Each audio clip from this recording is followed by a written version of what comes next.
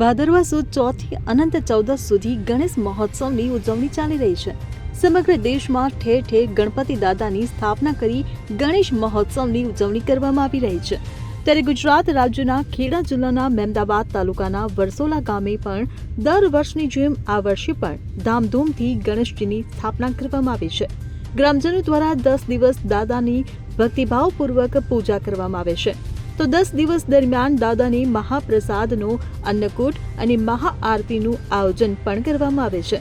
ત્યારે આ વખતે પણ ગણપતિ દાદાને 111 પ્રસાદનો અન્નકૂટ ધરાવવામાં આવ્યો હતો. સાથે સાથે મહાઆરતીનું પણ આયોજન કરવામાં આવ્યું હતું. આ મહાઆરતીના આયોજનમાં મહેમદાવાદ તાલુકા પંચાયતના પ્રમુખ શ્રી વિનોદભાઈ ડાભી, પૂર્વ ધારાસભ્ય શ્રી ગૌતમભાઈ ચૌહાણ, રાજુભાઈ, અલ્પેશભાઈ અને અતુલભાઈએ ઉપસ્થિત રહી આરતીનો લાભ લીધો હતો.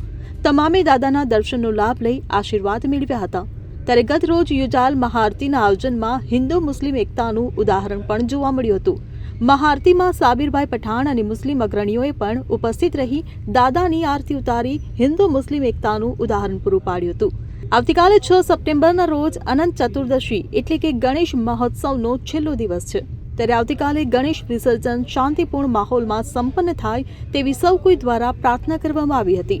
તાલુકા પંચાયતના પ્રમુખ અને પૂર્વ ધારાસભ્ય દ્વારા સૌ કોઈને ગણેશ વિસર્જન દરમિયાન સાવચેતી રાખવામાં આવે અને દાદાનું ઘરે જ વિસર્જન કરવામાં આવે તેવી અપીલ કરવામાં આવી હતી.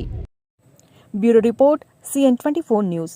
હવે જુઓ દેશ દુનિયાની તમામ ખબરો તમારી આંગળીના ટેરવે.